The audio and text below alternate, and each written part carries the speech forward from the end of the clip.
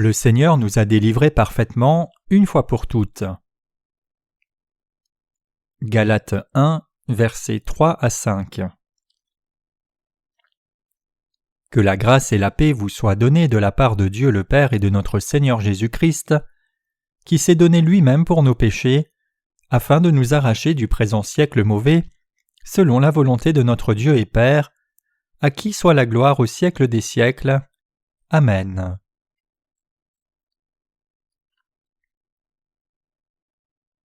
Quelle est votre foi? Dans le passage des Écritures d'aujourd'hui, l'apôtre Paul dit que Christ s'est donné lui-même pour nos péchés, afin de nous arracher du présent siècle mauvais, selon la volonté de notre Dieu et Père. Galates 1, verset 4. Ce passage nous dit que pour nous délivrer des iniquités qui abondent dans ce siècle mauvais et de tous les péchés qui émergent de notre cœur, notre Seigneur prit les péchés du monde une fois pour toutes, en étant baptisé par Jean-Baptiste, versa son sang et mourut à la croix, ressuscita des morts, et nous a ainsi sauvés. Le Seigneur dit qu'il est venu pour nous sauver des péchés de ce monde méchant, et pour accomplir ce but, notre Seigneur fut baptisé par Jean-Baptiste au Jourdain, versa son sang à la croix, et nous a ainsi sauvés une fois pour toutes de tous nos péchés. Donc, tout le monde doit croire en cet évangile de vérité, l'évangile de l'eau et de l'esprit. Autrement dit, nous devons être sauvés des péchés du monde en croyant dans l'évangile de l'eau et de l'esprit. Si tel est le cas, nous devons rejeter la croyance légaliste des prières de repentance et devons plutôt croire dans l'évangile de l'eau et de l'esprit avec un cœur renouvelé. Quel est l'évangile que les chrétiens d'aujourd'hui croient dans le monde entier? Est-ce l'évangile de l'eau et de l'esprit? Ou s'appuie-t-il sur leurs prières de repentance? Ne penseriez-vous pas encore et ne croiriez-vous pas que faire des prières de repentance soit un moyen d'effacer vos péchés? Si oui, vous considérez la doctrine de la repentance comme votre évangile. Mais vous devez réaliser que vous ne pouvez pas être sauvé vraiment de tous vos péchés par vos prières de repentance. Si votre foi est placée dans vos prières de repentance ou dans la doctrine de la sanctification progressive, alors cela signifie que vous êtes tombé dans la foi légaliste. Pouvez-vous alors être délivré de tous vos péchés de ce siècle par votre foi légaliste basée sur ces prières de repentance et la doctrine de la sanctification progressive? Non, ce n'est pas possible. Le moyen de triompher des iniquités abondant dans ce monde et d'être purifié de tout péché n'est possible que par la foi en Jésus-Christ, qui vint par l'évangile de l'eau et de l'esprit. Nous devons tous réaliser ceci.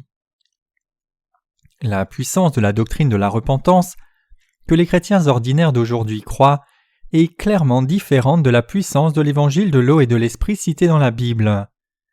Cette différence de puissance est la suivante. Quand quelqu'un croit dans l'évangile de l'eau et de l'esprit, ses péchés sont effacés une fois pour toutes, mais par les prières de repentance, les péchés ne sont jamais effacés. De la prière de repentance et l'évangile de l'eau et de l'esprit, nous pouvons réaliser ici lequel des deux est la vérité réelle du salut. Nous pouvons discerner quelle est la vérité qui peut nous délivrer de toutes les iniquités qui abondent dans ce monde. Connaissez-vous la différence entre la foi légaliste des prières de repentance et la foi dans l'évangile de l'eau et de l'esprit? Il y a une telle différence de puissance entre les deux que cela surprend. L'évangile de l'eau et de l'esprit, c'est l'évangile qui a expié nos péchés une fois pour toutes, alors que la doctrine de la repentance n'est qu'un faux évangile. Nous devons tous le réaliser et le croire. Cependant, malheureusement, la plupart des chrétiens aujourd'hui croient qu'ils ont été remis de leurs péchés en croyant seulement dans le sang de la croix et dans la doctrine de la repentance. Mais ces prières de repentance, le vrai salut de la rémission des péchés, ne peut pas être accompli ni obtenu par celle-ci. Aussi longtemps qu'ils ont cette foi confuse, ils ne peuvent pas discerner la vérité du salut des fausses doctrines.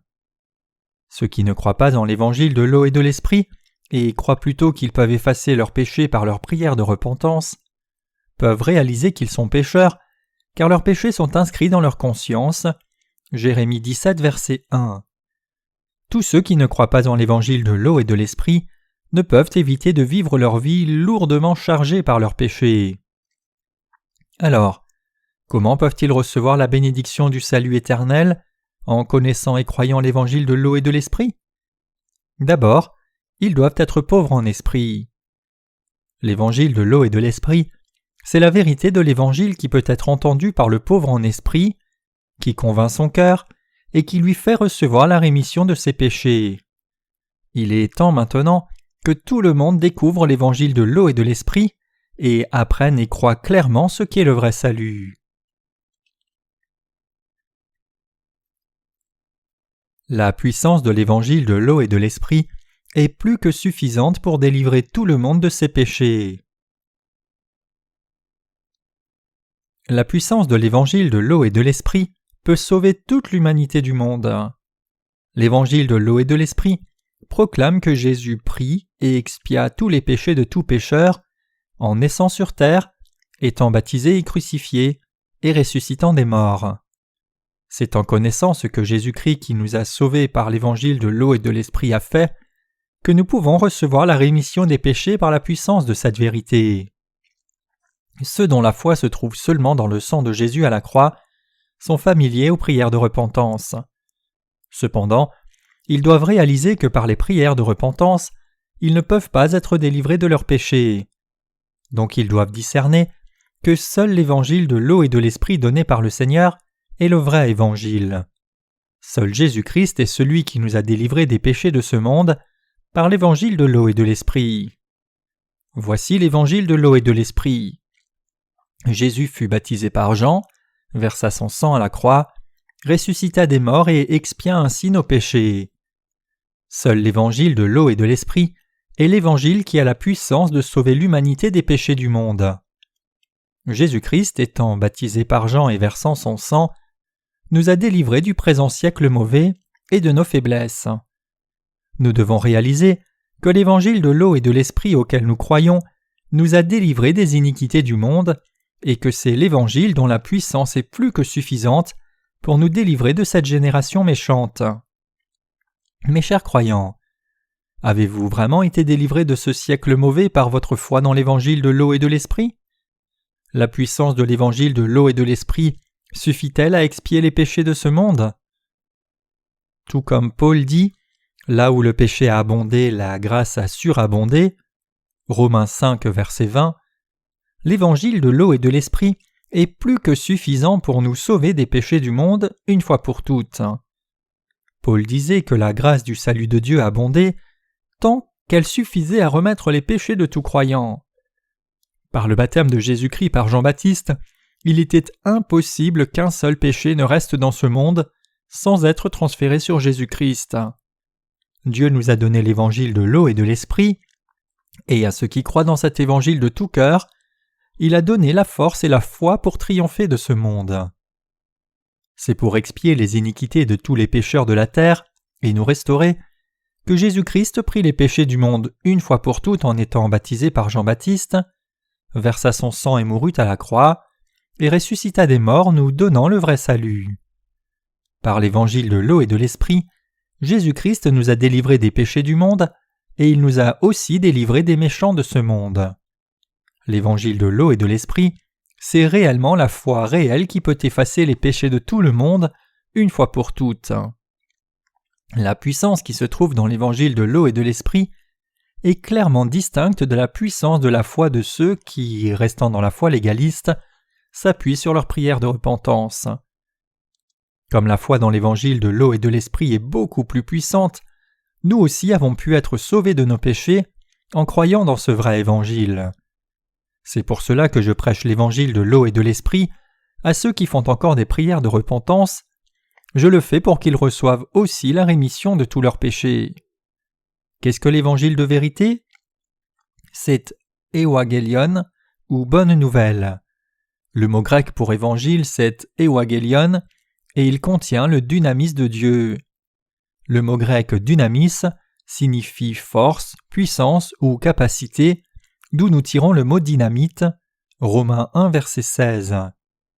Comme l'évangile de l'eau et de l'esprit est comme de la dynamite, si vous croyez en cet évangile de tout cœur, par cette foi vous pouvez effacer tous les péchés du monde sans en laisser aucun. L'évangile de l'eau et de l'esprit que notre Seigneur nous a donné est l'évangile qui nous permet de vraiment naître de nouveau.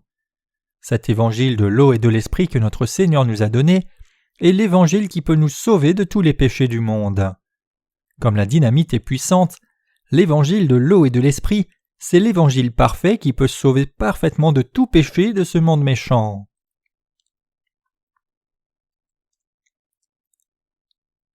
L'évangile de l'eau et de l'esprit est l'évangile de vérité qui nous a sauvés du mal.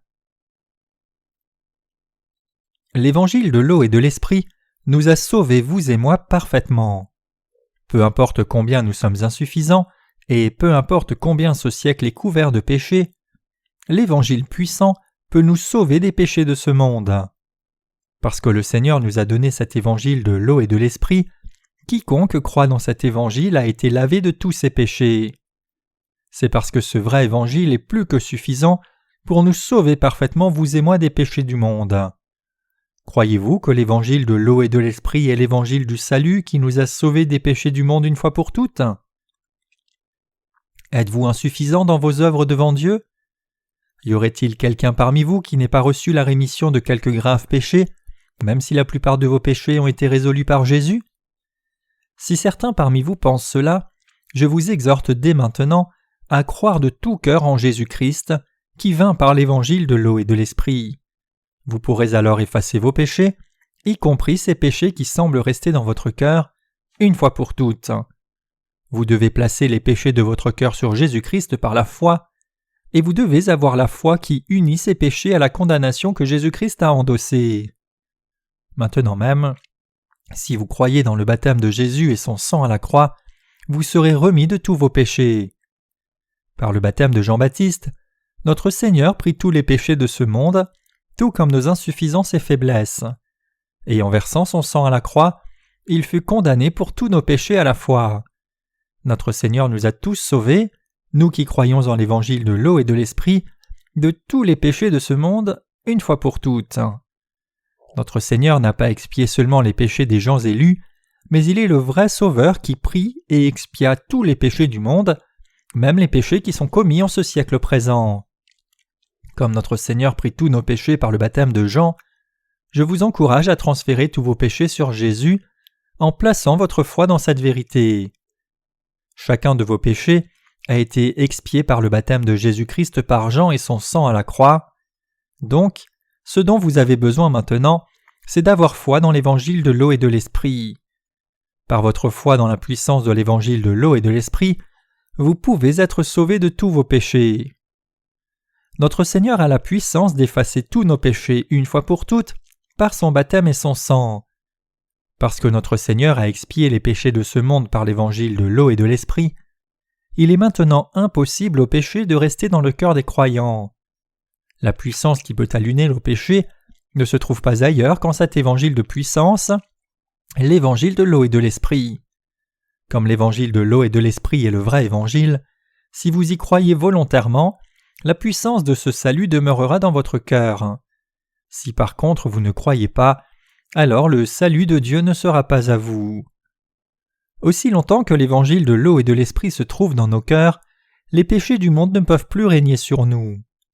Par le baptême de Jésus pour nous et son sang à la croix, il a effacé tous les péchés commis par des individus, tous les péchés commis par des sociétés et les péchés commis par des groupes, et tout péché qui a jamais été commis sur la planète Terre, tous à la fois. Le Seigneur a donné son vrai salut aux croyants dans l'évangile de l'eau et de l'esprit. Comme Jésus-Christ prit tous les péchés de ce monde une fois pour toutes par son baptême et les expia à la croix, nous croyons que nous étions aussi morts avec Jésus-Christ et que nous sommes ressuscités avec lui. Cependant, il y a un péché qui ne peut pas être effacé. C'est le péché qui consiste à ne pas croire dans l'évangile de l'eau et de l'esprit. Ce péché ne peut être pardonné par aucun moyen et à aucun prix. Selon ce que notre Seigneur avait planifié avec Dieu le Père et l'Esprit, il vint sur cette terre, prit nos péchés par l'évangile de l'eau et de l'esprit, fut crucifié et a effacé et expié tous nos péchés. Par l'évangile de l'eau et de l'esprit, notre Seigneur a expié tous les péchés de ce monde et il a accompli toute la justice de Dieu une fois pour toutes. Donc, Ceux qui croient dans ce salut accompli par notre Seigneur sont sauvés pour toujours, mais ceux qui s'opposent à l'évangile de l'eau et de l'esprit sont incapables de recevoir la rémission des péchés. Le péché impardonnable devant Dieu consiste à ne pas croire dans l'évangile de l'eau et de l'esprit. Et la punition pour ceux qui ne croient pas dans ce vrai évangile est déterminée. Notre Seigneur dit dans les 4 évangiles « C'est pourquoi je vous dis, tout péché et tout blasphème sera pardonné aux hommes, mais le blasphème contre l'Esprit ne sera point pardonné. » Matthieu 12, verset 31, Marc 3, verset 28 à 29. Nous devons savoir que ne pas croire en l'évangile de l'eau et de l'Esprit, c'est le péché de blasphème contre l'Esprit, et ce péché nous mène à la mort. 1 Jean 5, verset 6. Les seules personnes qui ne peuvent recevoir la rémission de leurs péchés sont celles qui ne croient pas en Jésus-Christ qui vint par l'eau et l'Esprit comme leur sauveur. Indépendamment des conditions dont nous sommes entourés physiquement, nous devons croire dans cette vérité selon laquelle le Seigneur a expié nos péchés par l'évangile de l'eau et de l'Esprit. C'est alors seulement que nous évitons de commettre le blasphème contre le Saint-Esprit. Le plus grand des péchés est le blasphème contre le Saint-Esprit. Ce blasphème contre le Saint-Esprit est le péché qui consiste à ne pas croire dans l'évangile du baptême et du sang, que le Seigneur nous a sauvés des péchés une fois pour toutes en offrant son corps à Dieu le Père. Hébreux 10, versets 26 à 29. Pour expier nos péchés, le Seigneur vint sur cette terre, fut baptisé par Jean, mourut à la croix et ressuscita des morts. Le péché qui consiste à ne pas croire en ce Jésus, qui est devenu notre Sauveur, c'est-à-dire le péché qui consiste à s'opposer à l'évangile de l'eau et de l'esprit, est le seul péché impardonnable. Tout le reste peut être expié. Même le genre de péché dont tout le monde pense que c'est le pire, et même les péchés des criminels endurcis considérés comme désespérés par la société, notre Seigneur les prit tous sur lui par son baptême et les expia par son sang versé à la croix. C'est en croyant dans cet évangile de l'eau et de l'esprit que nous sommes sauvés. Hitler a tué 6 millions de Juifs dans des chambres à gaz. Et d'autres pays ont fait des expériences biologiques sur des prisonniers de guerre. Mais notre Seigneur prit tous les péchés de ces gens-là aussi par son baptême et le sang. Par l'évangile de l'eau et de l'esprit, le Seigneur a remis tous les péchés en une fois, même ceux que personne ne tolère. Quand notre Seigneur porta les péchés de ces pires personnes, si quelqu'un reste encore pécheur en doutant de cet amour et ne croyant pas en son salut, alors c'est entièrement de sa faute. Si quelqu'un ne croit pas dans le baptême de notre Seigneur et son sang à la croix comme son salut, alors rien dans ce monde ne peut expier ses péchés, il reste dans son cœur, et il est donc incapable de recevoir la rémission de ses péchés. Par contre, s'il croit au baptême de Jésus et son sang à la croix comme son salut, peu importe quel péché il a commis, il peut être remis de tous ses péchés. Même si un homme est faible et vit dans ce siècle méchant, s'il croit maintenant dans la vérité de l'Évangile, l'évangile de l'eau et de l'esprit, il peut être sauvé de tous ses péchés. Et c'est en croyant que le Seigneur a expié tous nos péchés par l'eau et l'esprit que vous et moi avons été sauvés de tous nos péchés. Vous devez écouter attentivement ce que l'apôtre Paul dit ici. L'évangile de l'eau et de l'esprit dont l'apôtre Paul parle est la parole de puissance. Pour nous délivrer de ce présent siècle mauvais, notre Seigneur nous a sauvés des péchés du monde. Par le baptême qu'il prit sur son corps, notre Seigneur porta les péchés du monde, et en étant crucifié et versant son sang, il offrit son corps à Dieu le Père. C'est ainsi que le Seigneur nous a sauvés des péchés du monde. Aujourd'hui, il y a ceux qui disent que parce que ce siècle est méchant, certains criminels comme les tueurs en série ne peuvent pas être sauvés. Mais ce n'est pas vrai. C'est parce qu'ils ne connaissent pas l'évangile de l'eau et de l'esprit et ne peuvent donc pas y croire qu'ils ne sont pas sauvés. Combien de gens vivent encore dans des ombres sombres, incapables de recevoir la rémission des péchés même s'ils professent croire en Jésus? Pourquoi les chrétiens qui croient en Jésus-Christ tremblent-ils de peur? N'est-ce pas parce que quelque chose ne va pas avec l'évangile dans lequel ils croient? Ils croient dans la doctrine de la repentance, doctrine de leur propre fabrication, qui n'a aucune puissance du tout. C'est pour cela qu'ils ne peuvent que trembler devant la puissance du monde et ne peuvent trouver aucune force. Nous devons réaliser que si nous croyons autre chose que l'évangile de l'eau et de l'esprit, nous croyons un autre évangile, et donc nous péchons contre Dieu. La doctrine de la repentance n'est pas la vérité, Seul l'évangile de l'eau et de l'esprit est la vérité. Dans ce monde, des imitations se vendent comme des petits pains mieux que des originaux. Parfois les imitations ont l'air meilleures et brillent davantage que le vrai. Dans le monde animal, il y a des animaux et insectes qui changent de couleur sur leur corps selon l'environnement pour survivre. De même, il y a tant de chrétiens qui clament croire en Jésus exposant leur fausse foi comme si elle était réelle. Quand nous connaissons le vrai évangile de l'eau et de l'esprit cependant, nous pouvons discerner les faux évangiles. L'évangile de l'eau et de l'esprit que vous et moi connaissons est le vrai évangile du salut, mais ce monde est plongé dans les prières de repentance et non dans l'évangile de l'eau et de l'esprit. Malgré cela, en offrant son corps à Dieu le Père, Jésus-Christ nous a sauvés de ce présent siècle méchant et de tous nos péchés. Jésus-Christ est le Sauveur qui nous a délivrés de tous nos péchés. L'évangile de l'eau et de l'esprit est l'évangile qui nous a sauvés parfaitement de tous les péchés commis, tout comme il nous a sauvés de ce siècle présent et de nos faiblesses. Croyez-vous dans l'évangile de l'eau et de l'esprit? Alors, avez-vous du péché dans vos cœurs? Sûrement pas. C'est parce que vous croyez en l'évangile de l'eau et de l'esprit que vous êtes maintenant sans péché. Vous devez tenir ferme sur le fait que vous n'avez maintenant plus de péché en croyant dans l'évangile de l'eau et de l'esprit.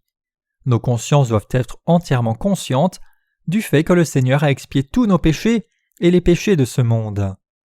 Cependant, si nous clamons que nous n'avons pas de péché sans avoir réellement foi dans l'évangile de l'eau et de l'esprit donné par le Seigneur, alors nous sommes révélés comme des menteurs devant Dieu.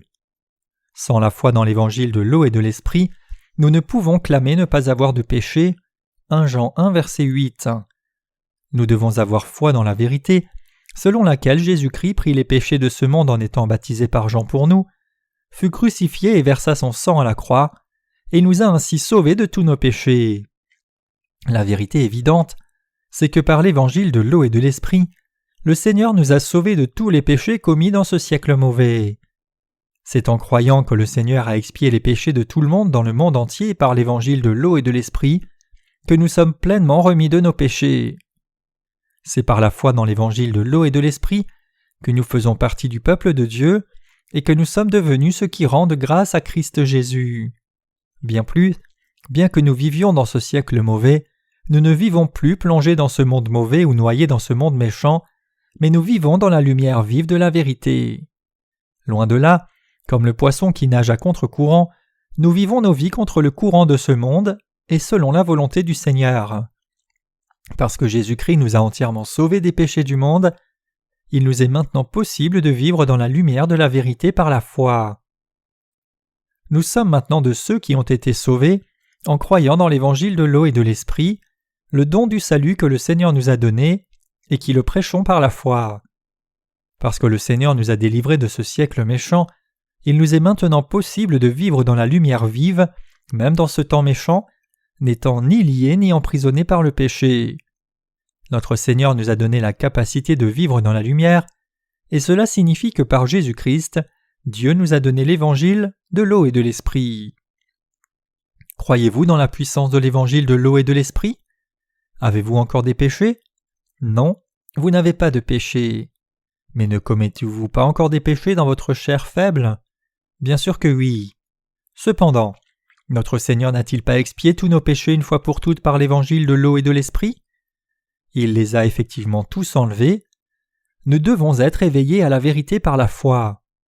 Le Seigneur a expié tous nos péchés parfaitement par l'évangile de l'eau et de l'esprit. C'est à cause de notre foi dans l'évangile de l'eau et de l'esprit que nous pouvons maintenant naître de nouveau.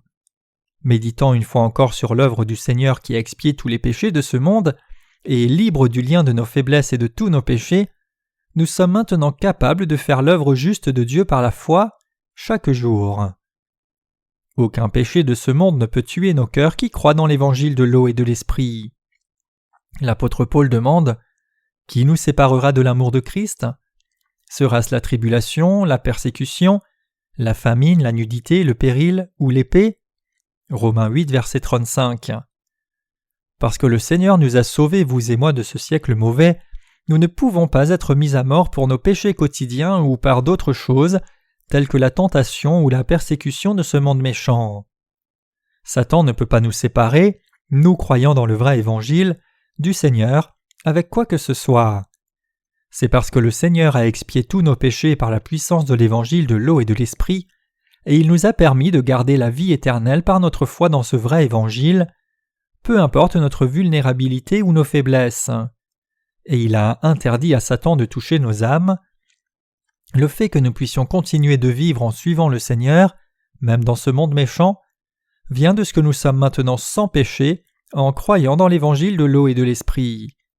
Comme nous sommes toujours insuffisants et faibles, nous sommes parfois tentés de suivre ce monde, mais à la fin, nous ne pouvons pas le faire. Une fois que nous croyons dans l'évangile de l'eau et de l'esprit, en d'autres termes, il est meilleur pour nous de vivre avec droiture plutôt que de pratiquer l'iniquité.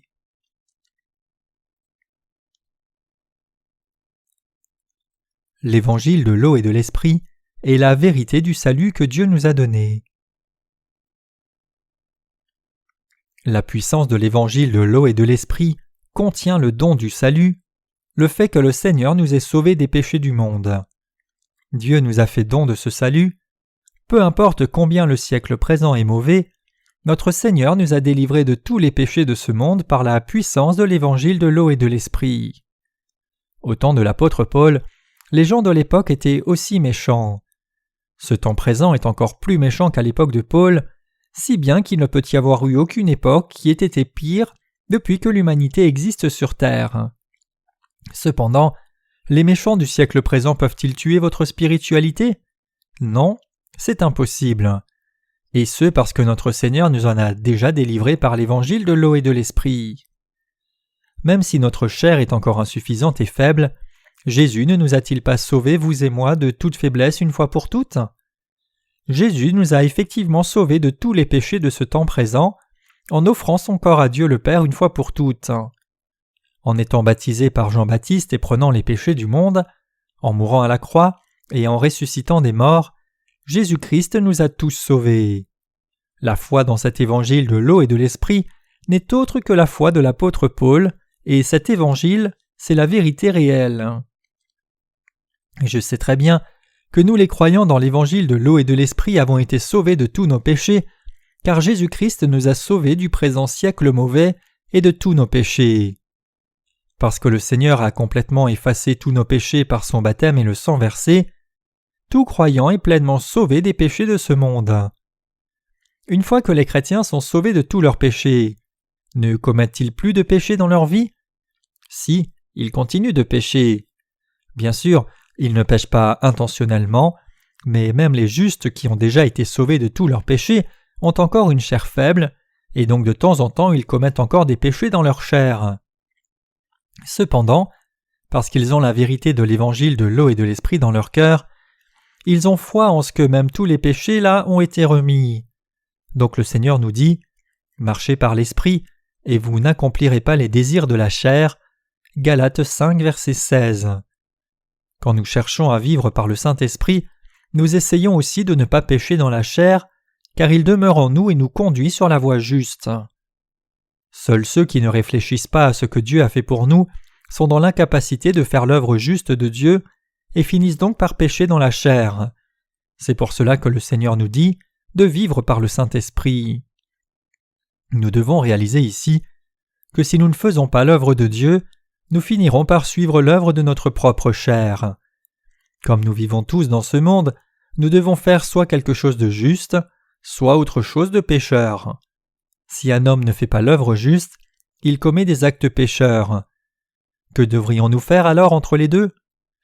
Comme nous devons tous faire quelque chose, que ce soit juste ou pécheur, si nous sommes vraiment devenus des personnes justes nées de nouveau d'eau et d'esprit, c'est l'œuvre de Dieu que nous devons faire. Celui qui est sauvé et croit dans l'évangile de l'eau et de l'esprit doit faire l'œuvre juste en obéissance au Saint-Esprit. Notre chair est telle que si nous ne nous consacrons pas à ce qui sert l'évangile de notre Seigneur, nous finissons par faire ce qui est pécheur. C'est pour cela que nous devons consacrer nos corps, pensées et foi à l'œuvre juste. Tout comme Jésus nous a sauvés en offrant son corps à Dieu le Père, nous devons faire l'œuvre qui sauve les autres de leurs péchés, offrant nos corps à Dieu le Père également. C'est le mode de vie approprié et juste que nous, nés de nouveau, devons adopter. Il y a longtemps, Un homme aveugle m'a dit que chaque matin lorsqu'il se réveille, il commence par méditer la parole de Dieu. Mais il m'a dit aussi que la parole de Dieu était si difficile que personne ne pouvait la comprendre pleinement, aussi intelligent soit-il. Cependant, la raison pour laquelle cet homme ne pouvait pas réaliser la parole de vérité de Dieu était qu'il ne connaissait pas l'évangile de l'eau et de l'esprit, et il n'avait donc pas encore été délivré de tous ses péchés. Bien qu'il ait cru en Dieu, comme il ne connaissait pas encore la vérité du salut, il avait l'impression que la parole de Dieu était trop difficile et complètement incompréhensible. Dès lors que j'ai entendu cet homme, mon cœur fut ému une fois encore. Le Saint-Esprit a convaincu mon cœur de commencer à servir les personnes handicapées visuelles. J'ai eu l'idée que je devais leur permettre d'entendre la parole d'évangile de l'eau et de l'esprit en un clic de souris d'ordinateur dès le matin. De nos jours, beaucoup de gens savent se servir d'un ordinateur. Quand même ceux qui ont les yeux ouverts ont soif de lire et de connaître la parole de Dieu, à combien plus forte raison les gens aveugles ont-ils soif de comprendre et croire la parole de Dieu et d'être délivrés de leurs péchés? Pour ceux qui sont nés aveugles, ils ne peuvent même pas comprendre ce qu'est la couleur rouge, puisqu'ils n'ont jamais vu cette couleur de toute leur vie. Quand ce que nous considérons comme si évident est hors de portée de leur compréhension, n'ont-ils pas vraiment le désir d'apprendre et de découvrir par eux-mêmes? Combien plus doivent-ils avoir soif de la connaissance de la parole de Dieu? Laissez-moi vous raconter une petite histoire au sujet de ce qu'il s'est passé il y a longtemps, quand nos frères et sœurs étaient bénévoles dans une école pour enfants aveugles. Les enseignants de l'école du dimanche s'étaient rassemblés autour d'enfants handicapés visuels pour adorer, et la parole de Dieu pour ce culte se trouvait dans le livre de la Genèse. Quand l'un des enseignants lut Genèse 1, verset 3 disant « Dieu est lumière », un enfant leva sa main et demandant « Qu'est-ce que la lumière ?» Un autre enfant assis près de lui se mit à rire et lui dit « Ne sais-tu même pas cela? Léger signifie ne pas être lourd. » Note du traducteur, le même mot est utilisé pour lumière et léger dans le texte original. Parce qu'ils n'avaient jamais vu une lumière briller depuis leur naissance, ils ne pouvaient pas comprendre ce que cela signifiait lorsqu'on leur disait « Dieu dit que la lumière soit », et ils ne pouvaient que penser à une autre signification de ce même mot, comme étant un poids léger, puisque le même mot a plusieurs sens et seul l'un des deux est compréhensible pour eux. Pour tous les êtres humains, la connaissance est limitée par nos sens, notre niveau d'expérience, ce que nous éprouvons et ce que nous sentons avec notre corps. Donc quand les personnes handicapées visuelles doivent dire ce qu'est la lumière, elles sont prédisposées à penser au sens de ce mot en termes de poids. Si vous et moi étions dans leurs chaussures, nous penserions la même chose. Je sens vraiment que nous devons tous les aider et nous devons leur amener l'évangile de l'eau et de l'esprit par tout autre moyen. Tout comme lorsque Jésus vint sur la terre, il guérissait les malades et prêchait l'évangile du salut aux pauvres, nous aussi voulons faire ces mêmes œuvres. Et je sens fortement qu'en utilisant des outils qui leur permettent d'entendre de leurs oreilles l'évangile de l'eau et de l'esprit que nous prêchons, nous pourrions permettre à tous ceux qui cherchent la vérité de l'évangile de l'eau et de l'esprit de la trouver. Nous devons toujours vivre par le Saint-Esprit et être fidèles pour répandre l'Évangile. Bien que nous voulions tous vivre par l'Esprit, parfois nous manquons de le faire. Néanmoins, nous devons vivre nos vies en nous souvenant et en croyant la vérité selon laquelle, en offrant son corps, Jésus-Christ nous a sauvés de cette génération méchante et de tous nos péchés. Si nous ne connaissons pas l'Évangile de l'eau et de l'Esprit ni ne croyons de tout cœur, nous ne pourrons pas vivre dans la justice. Nous devons donc tous apprendre l'évangile de l'eau et de l'esprit, le connaître et le croire de tout notre cœur. Il y a longtemps pour vous et moi, notre Seigneur se fit baptiser dans son propre corps, mourut à la croix, ressuscita des morts et expia donc tous nos péchés une fois pour toutes. Nous devons connaître cet évangile de vérité et avoir foi en cela. Si vous et moi n'avions pas foi dans cette vérité, selon laquelle le Seigneur a déjà expié tous nos péchés et accompli notre salut, comment pourrions-nous vivre en obéissance au Saint-Esprit? Sans la foi dans l'évangile de l'eau et de l'esprit, personne ne peut vivre selon le Saint-Esprit. Si nous croyions seulement dans l'évangile de l'eau et de l'esprit, nous serions libres de nos péchés. Bien que nous puissions penser que notre salut nous est donné maintenant au temps présent, notre Seigneur a déjà accompli le salut de l'humanité de tout péché au temps plus que parfait. Comme le Seigneur a déjà expié nos péchés par l'évangile de l'eau et de l'esprit, tout le monde en tout temps et en tout lieu peut recevoir la rémission de ses péchés une fois pour toutes en réalisant et croyant ce vrai évangile qui a expié les péchés du monde. Par l'évangile de l'eau et de l'esprit, notre Seigneur a déjà expié les péchés depuis longtemps, une fois pour toutes. Quel merveilleux évangile de vérité, n'est-ce pas? Pour expier nos péchés, notre Seigneur offrit son propre corps, prenant les péchés de ce monde en étant baptisé et versant son sang à la croix. En le faisant, il a expié tous nos péchés et a parfaitement accompli notre salut. N'est-ce pas un évangile merveilleux? Nous voyons combien l'évangile de l'eau et de l'esprit est catégoriquement différent de tous les autres évangiles qui émergent des pensées fabriquées par les hommes.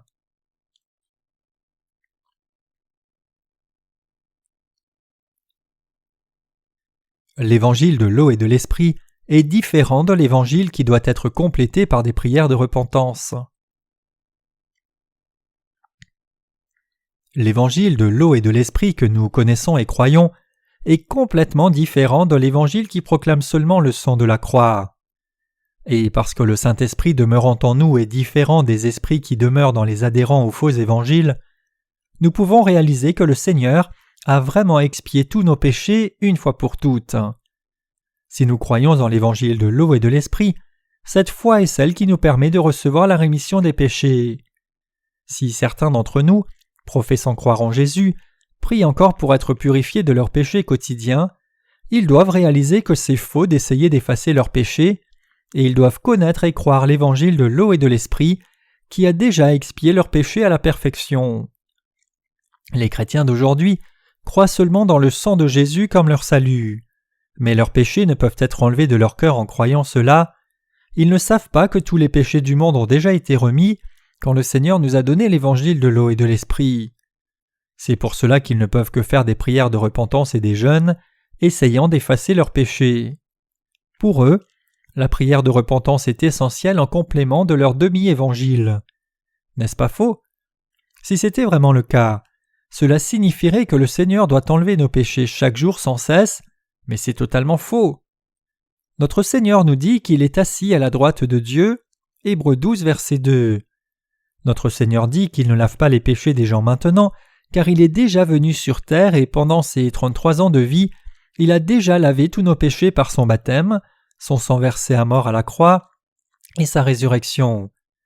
Comme Jésus a déjà pris tous les péchés de ce monde par Jean-Baptiste dans le baptême, versé son sang à la croix et a tout remis, ceux qui croient cela deviennent le peuple du Seigneur, alors que ceux qui ne croient pas deviennent enfants de destruction. Autrement dit, cette vérité sera le standard selon lequel le Seigneur distinguera les incroyants des croyants pour les juger. Nous devons saisir à quel point la doctrine de la repentance d'aujourd'hui est contradictoire et fausse.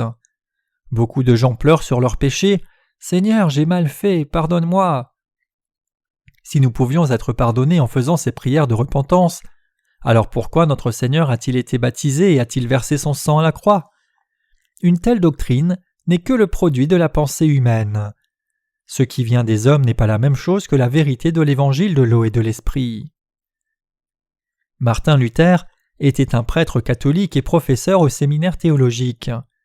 Parce qu'il pouvait lire les Anciens et Nouveaux Testaments en langue originale hébreu et grec, il réalisa dans la parole de la Bible que sa foi n'était pas juste. Auparavant, il essayait d'être sauvé par ses pénitences et bonnes œuvres. Pour ses péchés que Luther avait commis dans ce monde, il avait payé sa pénitence en montant et descendant des escaliers à genoux, mais il réalisa combien il avait tort dans sa vie de foi. Mais ses croyances l'ont conduit à sortir d'une religion du monde pour tomber seulement dans une autre religion de sa propre production.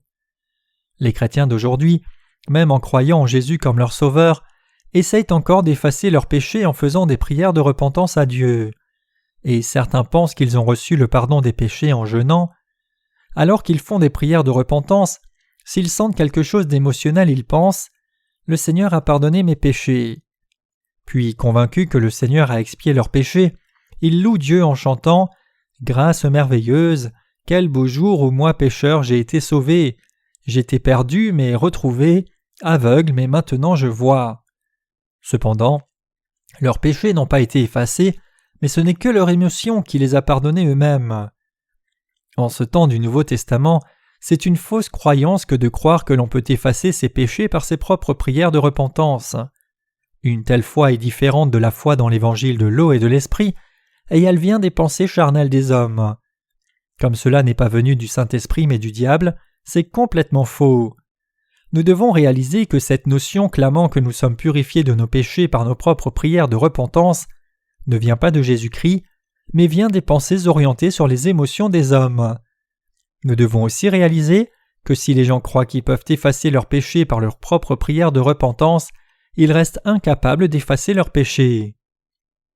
Combien souvent Satan trompe-t-il les gens ? Le diable est méchant, et il fait tomber les gens dans ses pièges par les pensées qu'il provoque en eux. Par contre, avec quelle clarté les serviteurs de Dieu vont-ils prêcher la vérité de l'évangile de l'eau et de l'esprit, vous aidant à y croire ?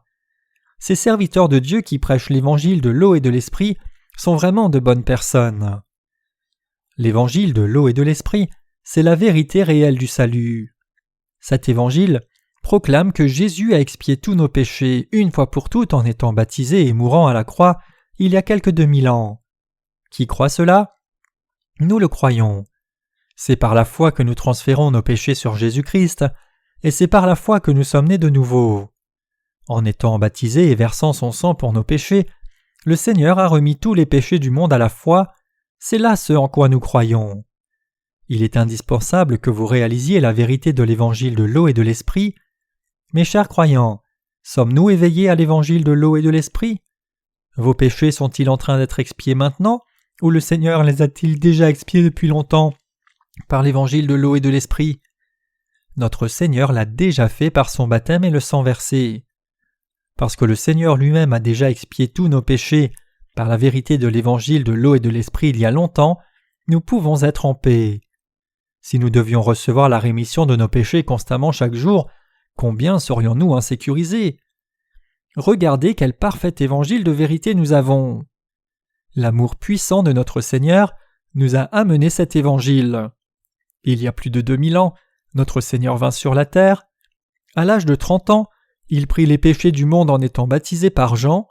À l'âge de 33 ans, il offrit son propre corps à Dieu le Père en mourant à la croix, et il a ainsi ôté les péchés de ceux qui croient dans la parole d'évangile de l'eau et de l'esprit, et nous a sauvés de tout cela. Étant donné cela, sa puissance n'est-elle pas grande et parfaite ? L'évangile de l'eau et de l'esprit accompli par la puissance de Jésus-Christ est notre salut parfait. Ce qu'il a accompli il y a 2000 ans en étant baptisé par Jean au Jourdain et en versant son sang à la croix, ce qu'il a fait pour nous sauver des péchés du monde, regardez combien tout cela reste efficace. La puissance du salut par lequel il nous a sauvés des péchés du monde est la puissance de l'évangile de l'eau et de l'esprit, et cela restera toujours efficace pour ceux qui croient. La parole de Dieu est puissante et éternelle. Quand le Seigneur créa les cieux et la terre, il dit « Que la lumière soit », et la lumière fut. Tout dans ce monde a été créé par la parole de Dieu selon ce qu'il a commandé. Toute créature vint à exister et remplit son rôle selon sa parole. Ainsi, la parole de Dieu est vivante et active. Hébreux 4, verset 12. Comme le Seigneur dit en Matthieu 5, verset 18, « Car je vous le dis en vérité, tant que le ciel et la terre ne passeront point, il ne disparaîtra pas de la loi un seul iota ou un seul trait de lettre, jusqu'à ce que tout soit arrivé. » La puissance de Dieu est si infinie. La parole d'Évangile selon laquelle le Seigneur nous a sauvés de nos péchés est si puissante et authentique qu'elle a effacé tous les péchés du monde. La puissance de la parole d'Évangile est vivante et active pour tout croyant, de sorte que quiconque croit dans cette vérité de l'Évangile reçoive la rémission des péchés. Parce que nous voulons suivre cette parole du Seigneur, nous partageons l'Évangile de l'eau et de l'Esprit avec tous les gens de par le monde. Nous voyons que beaucoup de gens, ayant lu nos livres et reçu la rémission des péchés, veulent maintenant travailler d'un même cœur avec nous.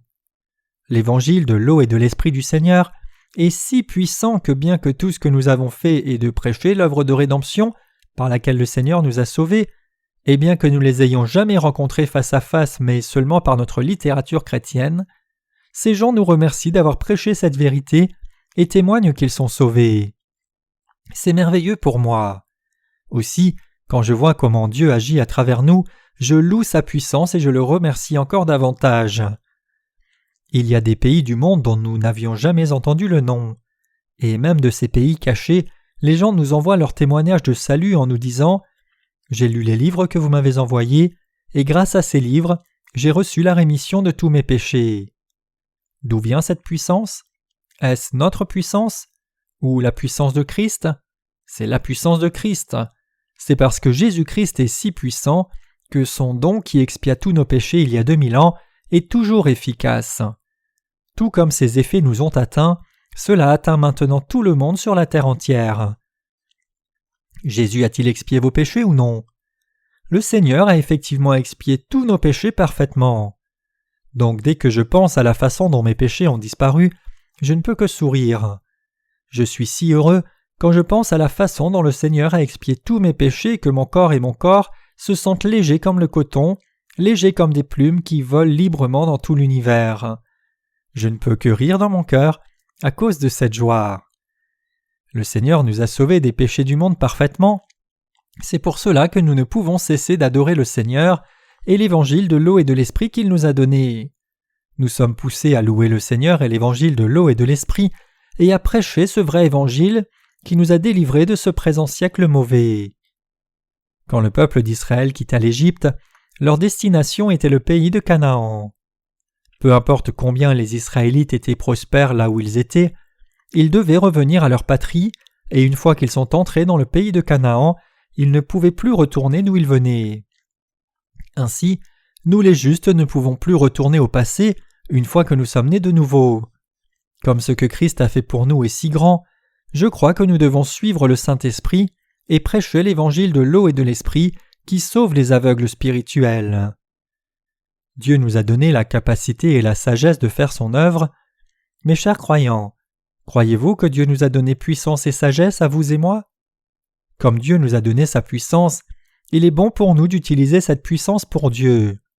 Tout comme l'apôtre Paul dit que Christ a offert son corps pour nous délivrer du présent siècle mauvais, notre Seigneur nous a donné son corps, a pris nos péchés par son baptême il y a longtemps, et a expié nos péchés en versant son sang. Donc, il convient que nous offrions nos corps en gratitude pour ce qu'il a fait pour nous et le remercions. Nous sommes reconnaissants pour l'amour de notre Seigneur et nous sommes encore plus reconnaissants de ce qu'il nous permet de répandre cet amour. Si je n'avais pas trouvé l'évangile de l'eau et de l'esprit, ma vie dans ce monde aurait été en vain. Sans connaître l'évangile de l'eau et de l'esprit, même si j'étais devenu pasteur et avais prêché aux gens de vivre vertueusement, comment aurais-je pu clamer servir l'œuvre de Dieu? Si moi-même n'avais pas trouvé l'évangile de l'eau et de l'esprit, et si j'avais manqué de recevoir la rémission de mes péchés, comment aurais-je pu témoigner de la parole du salut aux autres? J'ai donc regardé ma propre condition spirituelle. Ma première question était « Dieu m'a-t-il appelé comme pasteur pour me confier son ministère ?» Quand je réfléchissais à cela devant Dieu et ma conscience, je réalisais que Dieu ne m'avait pas appelé comme cela. Si c'était le cas, ma motivation à être pasteur viendrait de moi-même. Comme la Bible dit, « Si le Seigneur ne bâtit la maison, celui qui bâtit, bâtit en vain. » La notion selon laquelle j'enseignerais les autres sans même avoir reçu la rémission de mes péchés n'était autre qu'un travail en vain, et c'était une fraude. Il est vrai que je croyais en Jésus comme mon sauveur, mais quand je pensais au fait que Dieu m'ait vraiment suscité comme pasteur, je trouvais que ce n'était pas le cas. Alors je priais Dieu et cherchais la vérité du salut pour que je sois capable de résoudre le problème du péché pour moi-même et mon assemblée aussi, et pour vivre ma vie selon la volonté de Dieu. C'est alors que le Seigneur vint vers moi par cette parole d'évangile de l'eau et de l'esprit. En lisant Matthieu 3, versets 13 à 17, j'ai été éveillé et j'ai réalisé la vérité. Par la parole de Dieu, en d'autres termes, j'ai réalisé la vérité de l'évangile de l'eau et de l'esprit.